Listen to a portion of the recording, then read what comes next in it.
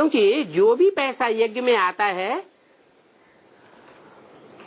उसमें बहुत पैसा कुछ ऐसा होता है जो माताएं, अबलाएं बड़ी मुश्किल से पैसा निकाल करके यज्ञ में अर्पण करती है। क्या एक एक पैसा निकाल करके माताएं यज्ञ में बड़ी भावना से देती हैं, मदद करती हैं। और किस लिए मदद करती हैं? वो पैसा फालतू कुछ बातों में खर्च कर दिया जाए है? वो चाहती हैं हमारा एक एक पैसा भी जो है यज्ञ में आया हुआ वो बहुत बड़ा काम करके दिखावे। क्योंकि अबलाएं मदद करती हैं ना स्थापना, स्वर्ग स्थापना के कार्य में। उनके पैसे फिर यूं ही बर्बाद नहीं करना चाहिए। क्यों ही? यूं ही माने कैसे?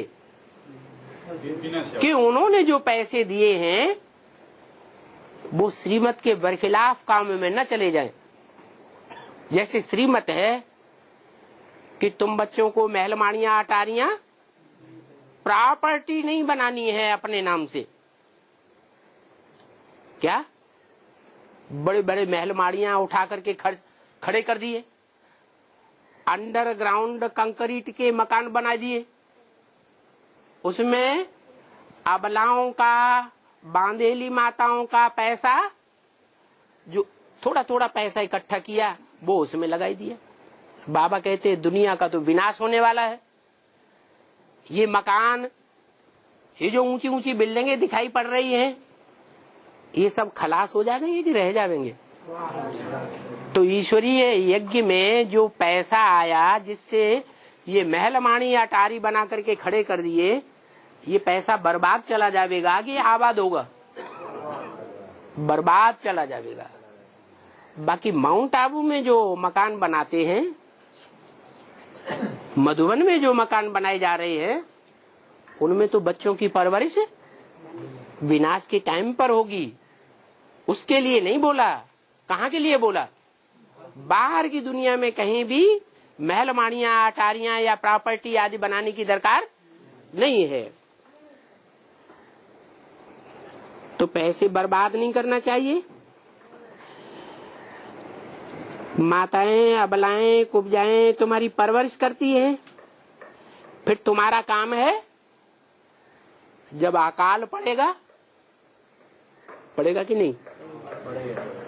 तो जिन कन्याओं माताओं ने तुम्हारी परवरिश की है, तुम्हारी परवरिश में पैसा लगाया ना कि हमारी बहनें भूखी न रहें, हैं, नंगी न रहें, हैं, जो बरसात अरसात पड़ती है उसमें कहीं रात में जागना न पड़े, मकान टपकता रहे। किराए पर मकान लेने के लिए बाबा ने बोला।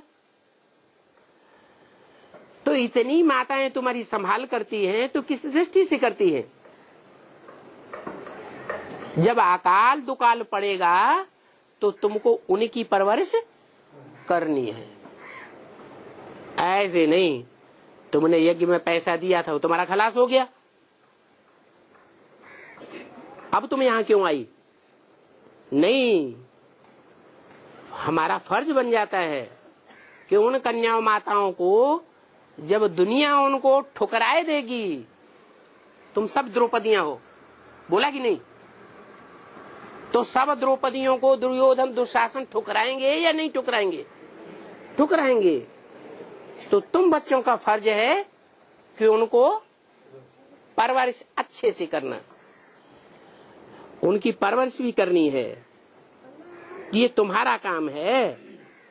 अगर नहीं परवरिश करेंगे उनके दुख के टाइम पर तो 100 गुना पाप बनकर के तुम्हारे सिर पर चढ़ जाएगा। क्या कहा है? मान लो कोई माता है, उसने अपने परिवार में लड़ाई लड़ करके पैसा निकाला कुछ और यज्ञ में दिया।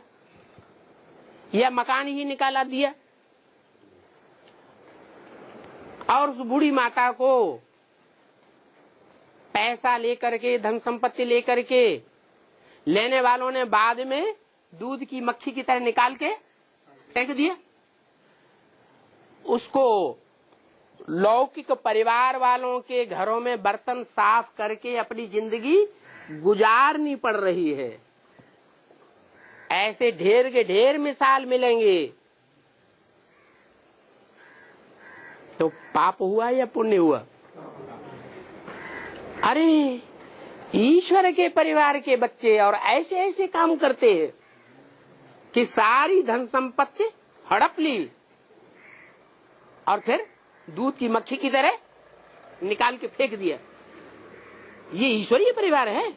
लोगों को विश्वास बैठेगा या अविश्वास